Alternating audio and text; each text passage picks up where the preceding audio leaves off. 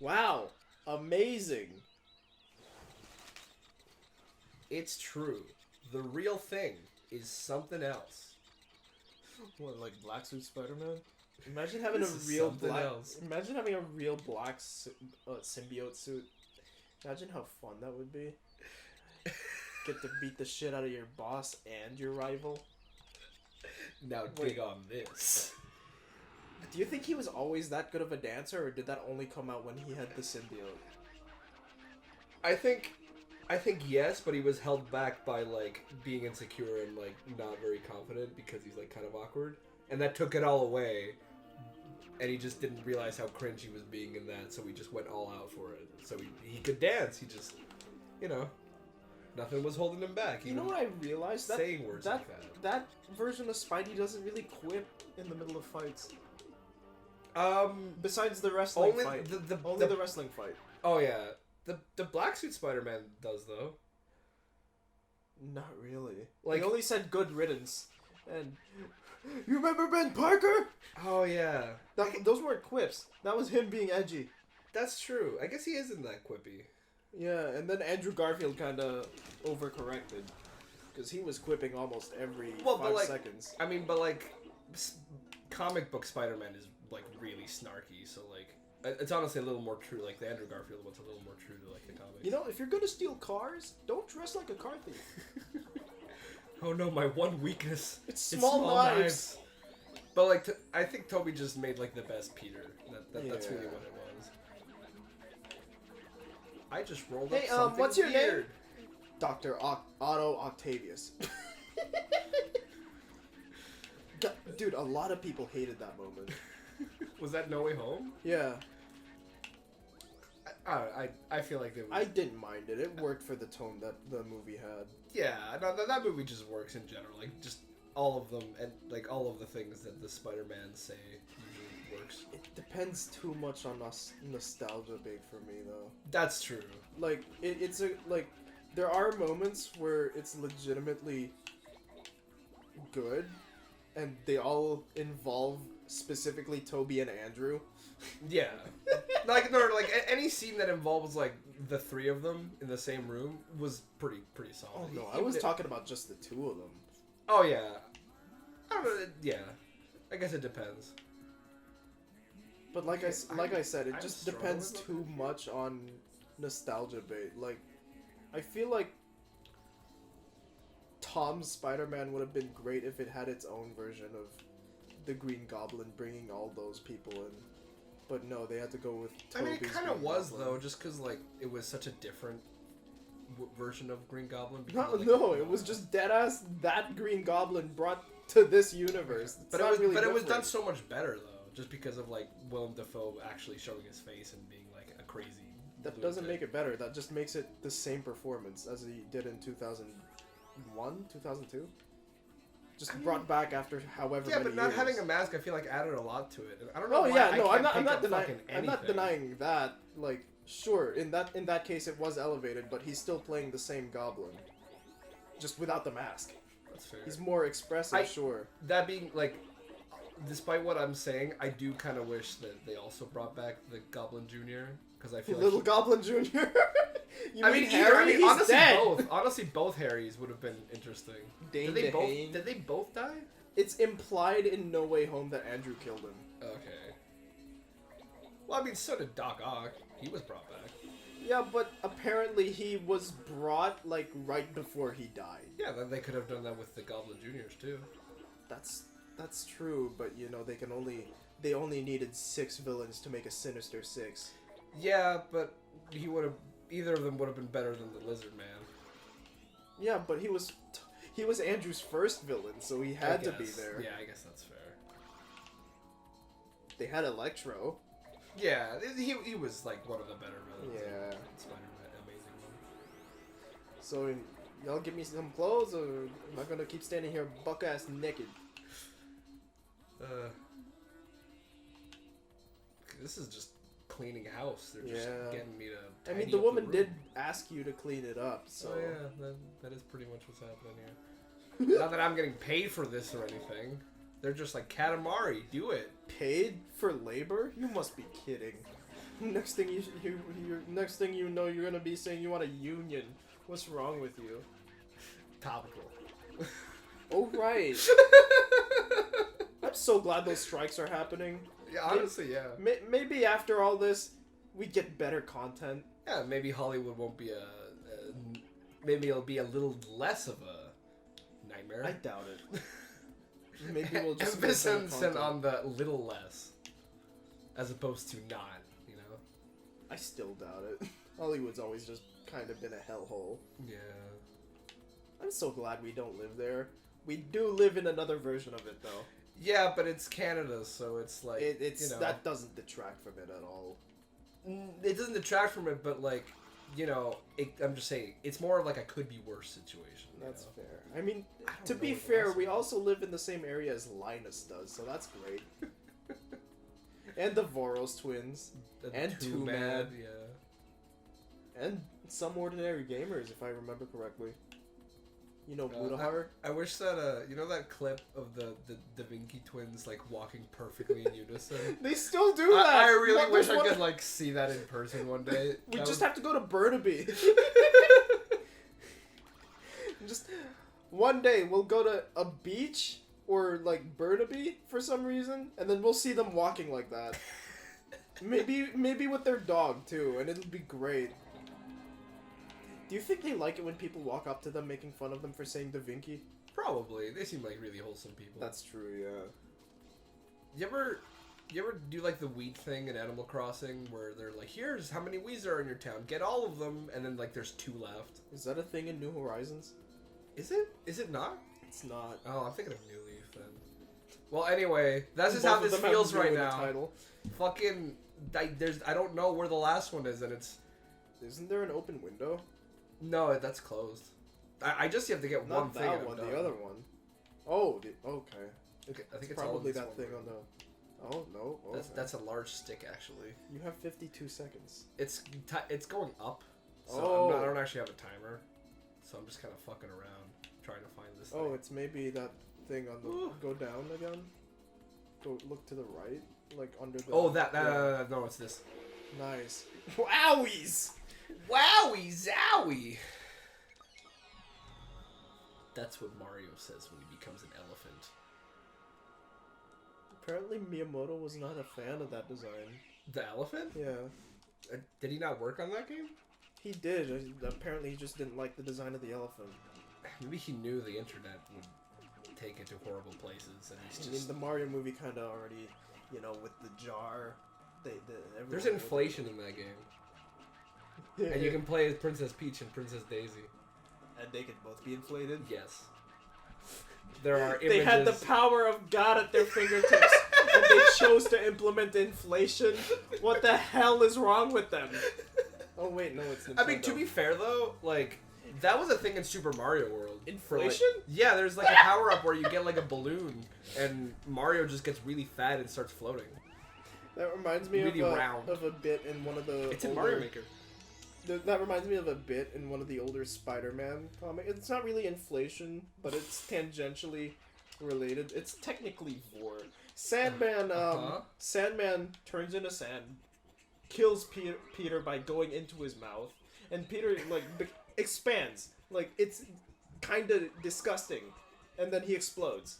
It's kind of graphic, actually. That's gross, but, like, from, like, a fighting perspective, it's pretty smart. Works for Sandman.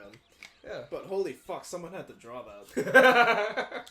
I mean, they got paid, granted, for drawing it, but still, they had to draw it. I think that's always the most cursed thing about anything that's, like, fucked up in animation or 3D animation or anything. It's like someone spent hours looking at this. Like, fuck, someone had to spend hours drawing Catwoman getting beaten the shit out of by another woman. Yeah. It was pretty violent, too. It's a lot of flowers there.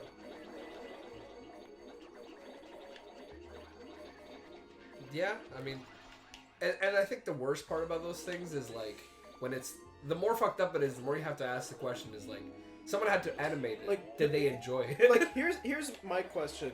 Whose fault does it go to? Because the writer has to write what's happening so the artist can imagine it. So whose fault is it more on? Is it the writer, the artist, or both? Because like in one of the frames I'm thinking of for Catwoman, it's like not like sure she's getting her she got punched in the face with her hands cuffed behind her back, but also she's barefoot and her back is arched an extreme amount. I think there's lots of blame to go around.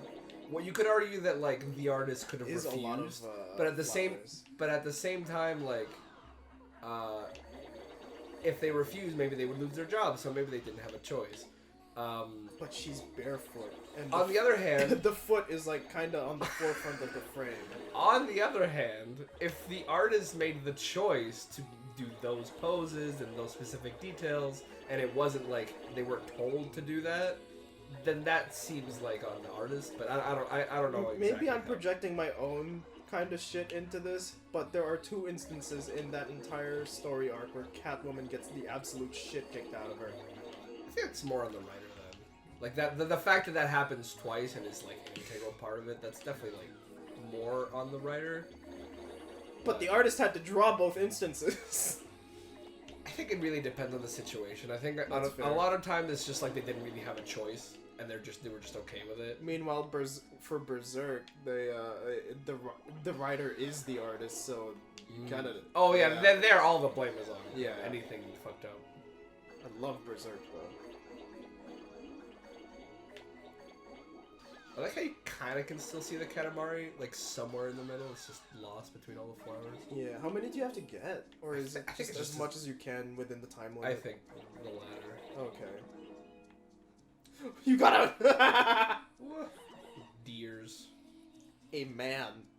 Huh? Is that one of the things that showed up? Just a man? There's a man. There's a gnome and a man. Gnomes. I feel like gnomes are like some of the lowest, are like almost IKEA for like mispronouncing IKEA furniture level of comedy. Gnomes? Yeah, like just like I don't know how to describe it, but like those really bad puns with gnome inside. You know what I'm talking about? Like, sorry, I didn't get your there's gnome no name. way. There's no fucking way. I don't know. Like that maybe that's not what it is. But that's Friday. Okay, I don't even know what that would. But you get what I'm saying?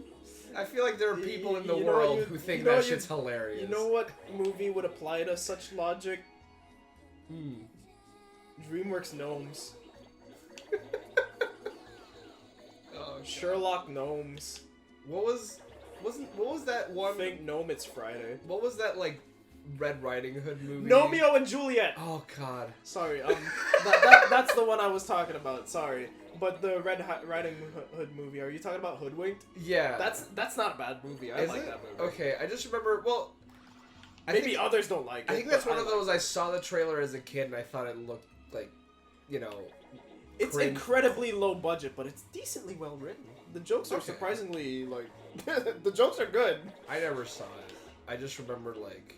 You know when you're a kid and you see a trailer for something, you're just like, no, just because you don't like the way it looks or something. Yeah, no. Like I completely Hill. understand. Like, the animation is not the best. Like, I feel like there's not a lot of kids who saw King of the Hill on TV and were like, I'm gonna watch that. I mean, to be fair, King of the Hill is more for adults. That's why it looks like that. Yeah, that's fair. It adds to the comedy. No, yeah, like now, even though I haven't watched it, I get why it looks like that. But as a kid, I was definitely like, no, I don't want to watch this. Like, the uncanniness of the animation style kind of adds to the comedy. But I actually kind of had that with some kids shows too, like Recess.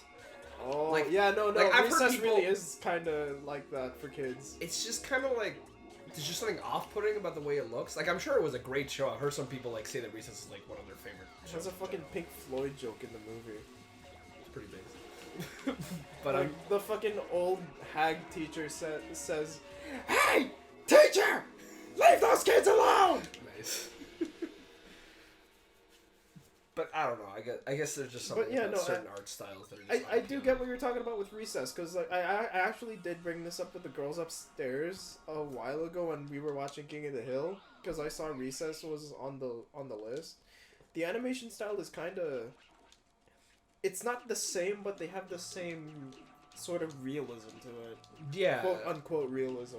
It's like this kind of like cartoony but really realistic and almost an uncanny way, which I Yeah. feel like probably adds a lot of comedy. You know, like even just clips I've seen of King of the Hill, just be like, oh, let me, like that, like the Smash Ultimate one, Or fucking, that's my purse. I don't know you. or Pocket Sand. That dude's dead now, Rip. That's a bummer. Yeah.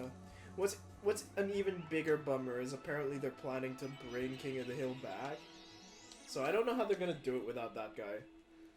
Yeah, that is always weird when that happens. Someone I was talking to online brought up the possibility that because he smokes a lot, they could just use a voice box.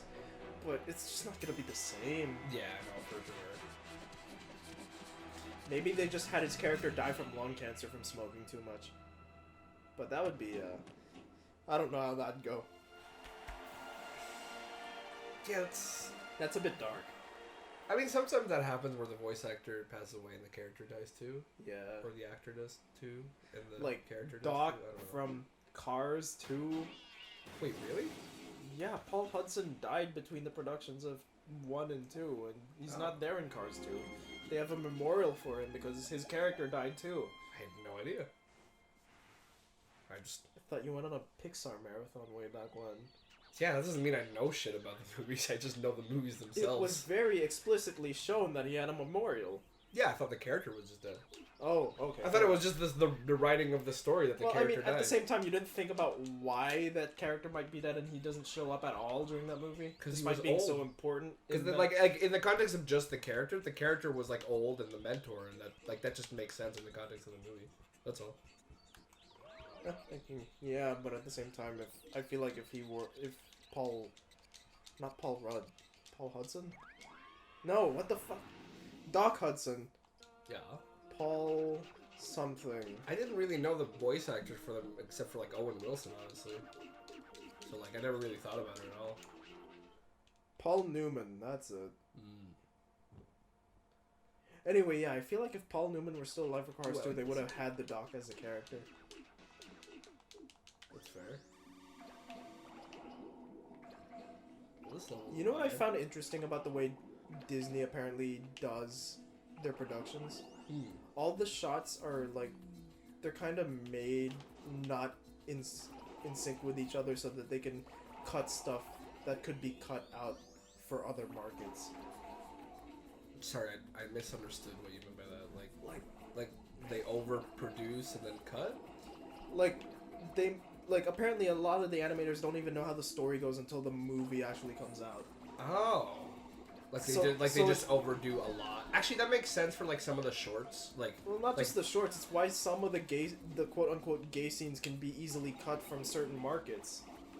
Oh, for like, oh. Yeah. I've heard that about like some movies for like China. Where Yeah, they exactly. cut out certain Like things. they cut one of the gay scenes from Buzz Lightyear for China, and I think the Middle yeah, I East. did hear about that. Yeah. That's just a cool little insight I've learned recently about Disney, and it kind of validates my hatred for them even more. I mean, I feel like sometimes it's in a positive way. Like I remember when Toy Story 3 was coming out. It's behind the monitor.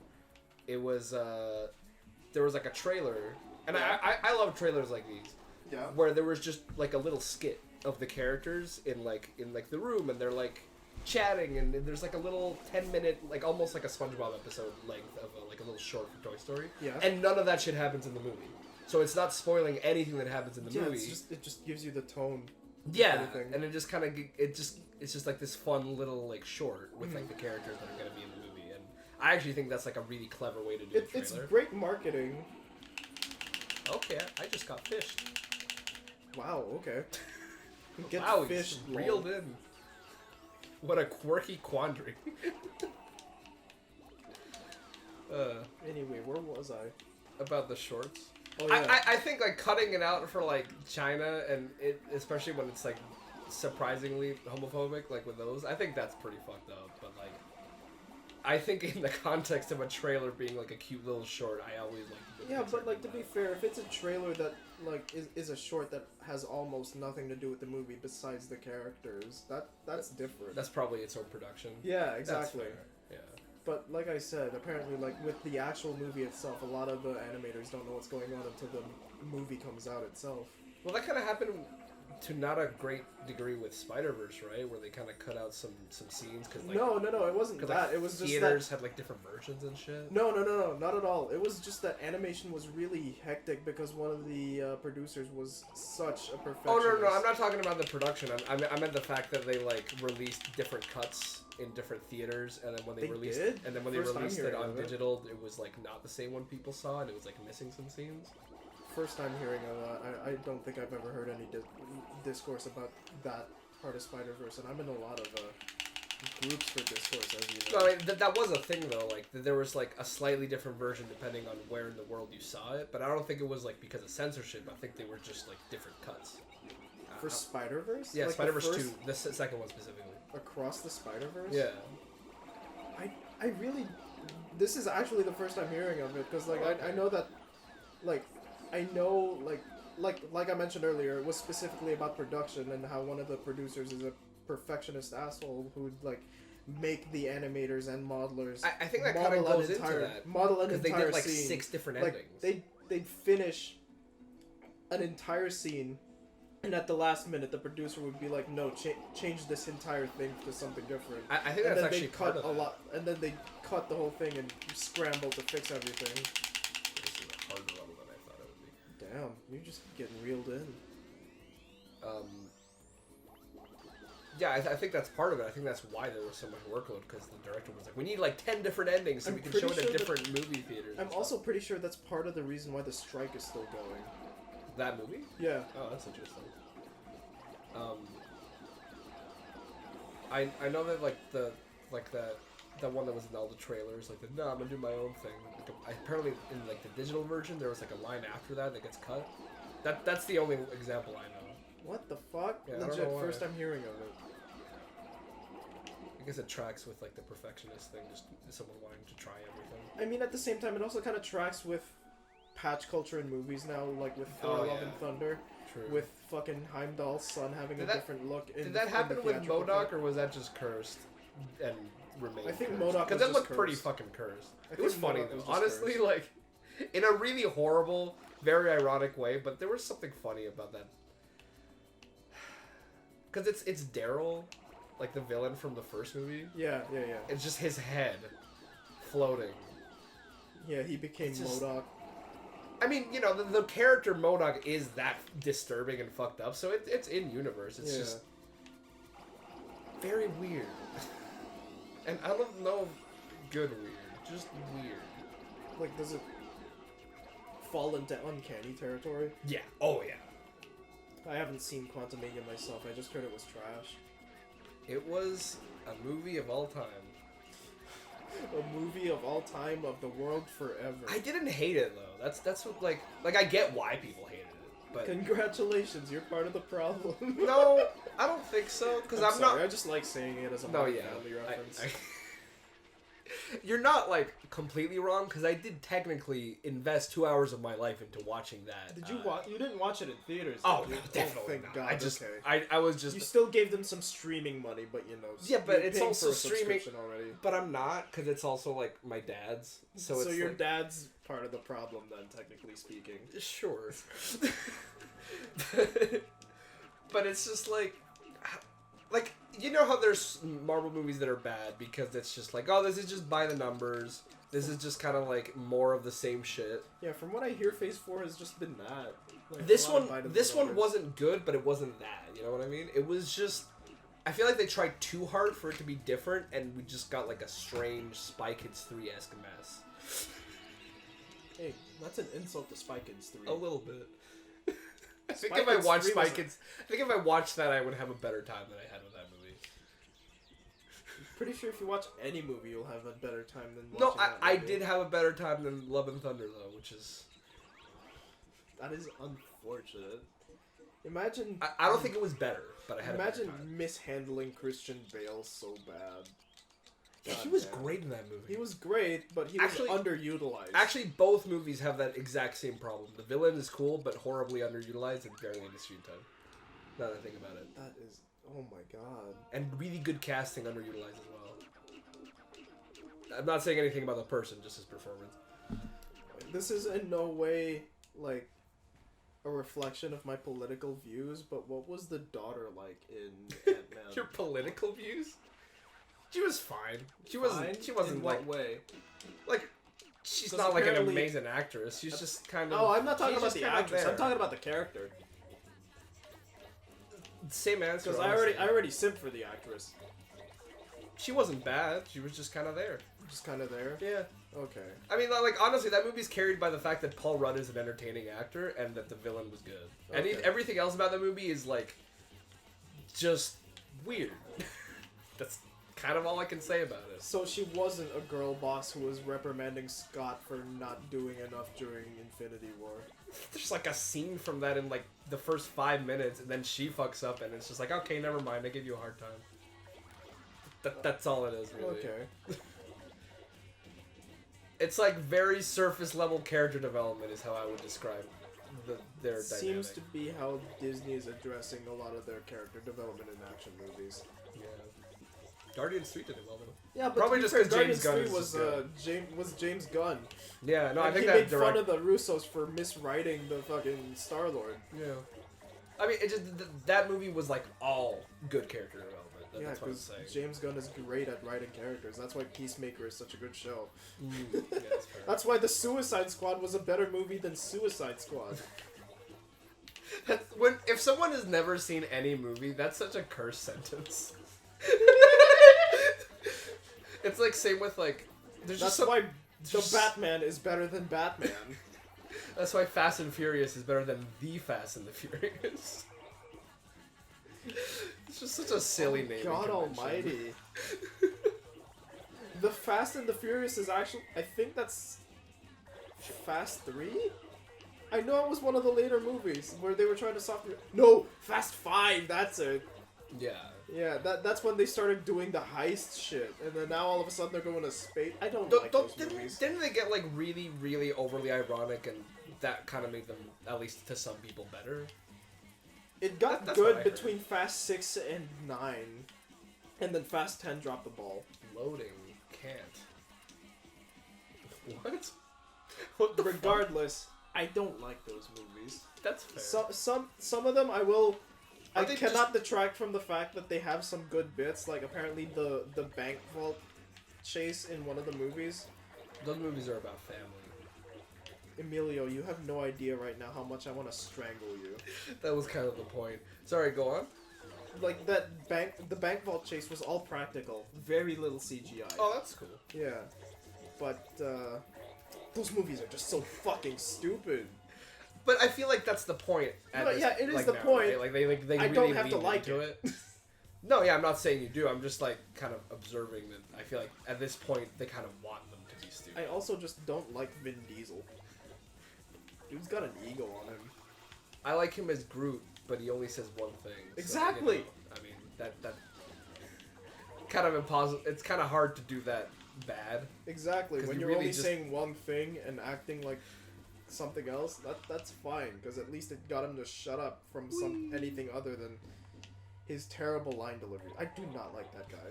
I'm sorry for anyone that does. I just don't like him. It's just something about meathead actors. There are certain meathead actors I like. I can't Like, name like any. Stallone. Yeah, That's there a- we go. that's a- There we that's a go. good- He like Stallone is actually like. He seems like he has a fun filmography. Dude was Rocky. Dude was a Oh yeah, that dude Judge probably had a Dredd blast in the 80s. for sure. I am Arnold. the law.